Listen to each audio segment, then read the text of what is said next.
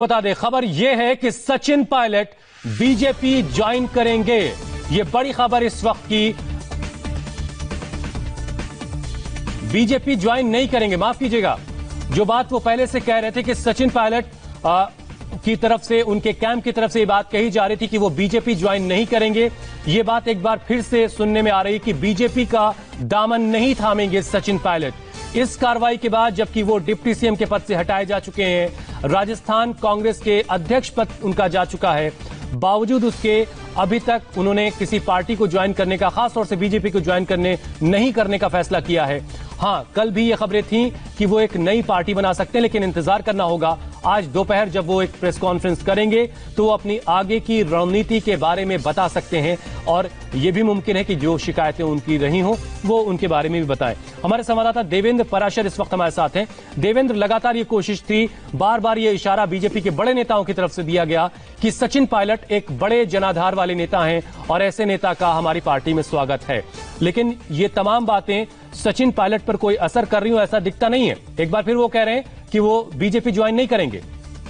यह निश्चित तौर पर, और इंडिया टीवी पहले दिन से इस संभावना को बता रहा था कि सचिन पायलट की लास्ट प्रायोरिटी होगी, जब उनके पास सर्वाइवल की समस्या होगी तभी वो बीजेपी की तरफ देखेंगे, अन्यथा बीजेपी ज्वाइन नहीं कर सकते। और इसके कई कारण हैं, और फिलहाल सचिन पायलट ने जो कहा, निश्चित तौर पे उनकी पहले की जो रणनीति है उसके हिसाब से उन्होंने कहा है, अगर वो बीजेपी ज्वाइन करते हैं तो उनको कई सारी समस्याओं का सामना करना पड़ेगा। सबसे पहली बात तो ये कि वो, उनके जो समर्थक विधायक हैं, उनकी सदस्यता जाएगी। ऐसे में फ्लोर टेस्ट की जब नौबत आएगी तो अशोक गहलोत का कुछ भी नहीं बिगाड़ सकते।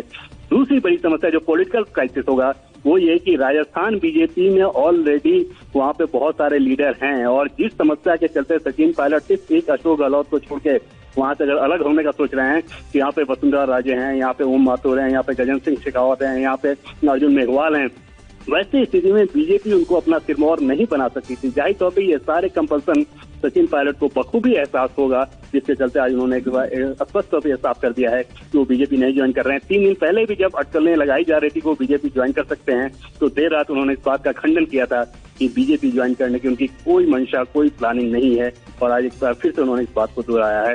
जाहिर तौर पर सचिन पायलट के पास अब सिर्फ ये विकल्प होगा कि अगले कुछ दिनों तक वो कांग्रेस में ही बने रहेंगे, प्रोटेस्ट की नौबत आएगी, वहां पे कोशिश करेंगे कि अशोक गहलोत की सरकार को गिराएं, उसके बाद अपनी अलग पार्टी बनाने का सोच सकते हैं। अलग पार्टी भी वो तुरंत नहीं बनाएंगे, जिस तरह से बीजेपी नहीं ज्वाइन कर रहे हैं उसी तरह से तुरंत अलग पार्टी बनाने का ऐलान भी नहीं कर सकते, क्योंकि वहां भी एंटी डिफेक्शन लॉ लागू हो जाएगा, उनकी और उनके विधायकों की सदस्यता खत्म हो जाएगी।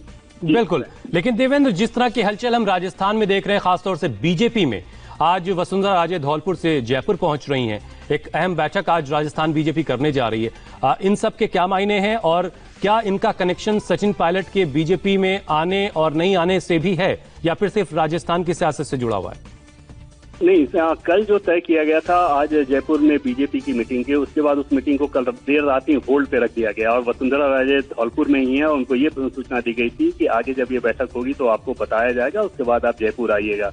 और वो बैठक इस लिहाज से होनी थी कि अगर फ्लोर टेस्ट की नौबत आती है तो वहां पर आंकड़े कैसे होंगे, क्योंकि बीजेपी की ये भी कोशिश रहेगी कि फ्लोर टेस्ट ऐसी स्थिति में ना हो कि वहां पे अशोक गहलोत आसानी से बहुमत साबित करते हैं। अगर वैसा होगा तो फिर बीजेपी उस फ्लोर टेस्ट के लिए प्रेस नहीं करेगी।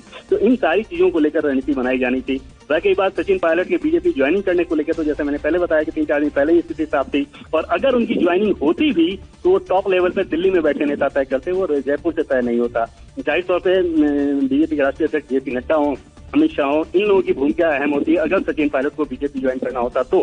लेकिन बीजेपी के बड़े सोर्स लगातार बता रहे थे कि बीजेपी तो ज्वाइन नहीं कर रहे हैं, कांग्रेस से अलग होंगे, इतना तय है। और उस स्थिति में बीजेपी उस हालत का, सचिन पायलट की उस पोजीशन का भरपूर उपयोग करना चाह रही थी। सब कुछ निर्भर करेगा इस बात पर सचिन पायलट अपने साथ कितना स्ट्रेंथ दिखा पाते हैं, अपने साथ कितने विधायक जोड़ पाते हैं, और किस हद तक जाते हैं वो कांग्रेस से अलग होकर अशोक गहलोत सरकार को खतरे में डालने के लिए। बिल्कुल इंतजार करना होगा उसके लिए। और एक सवाल ये भी साथ ही साथ पैदा भी होता है कि अगर बीजेपी में वो जाते, अगर सपोज वाली बात है, तो बीजेपी उनको कहां फिट कर सकती थी? क्या राजस्थान में कोई ऐसी गुंजाइश है? क्योंकि राजस्थान में खुद पहले से कई कद्दावर नेता हैं, क्या वो उन्हें, यानी सचिन पायलट को बर्दाश्त करते हैं? ऐसे तमाम सवाल है। लेकिन इस बीच ये बड़ी खबर है कि सचिन पायलट बीजेपी ज्वाइन नहीं कर रहे हैं। इंतजार करना होगा उस प्रेस कॉन्फ्रेंस का, जिसमें सचिन पायलट अपने फ्यूचर प्लान के बारे में खुद बताएंगे। बहुत बहुत शुक्रिया देवेंद्र हमारे साथ जुड़ने के लिए। और देश में कैसा है कोरोना का ग्राफ, कितने मरीजों ने दी कोरोना को मात, आपको बताएंगे एक ब्रेक के बाद। लेकिन ब्रेक से पहले आज का ओ माय गॉड।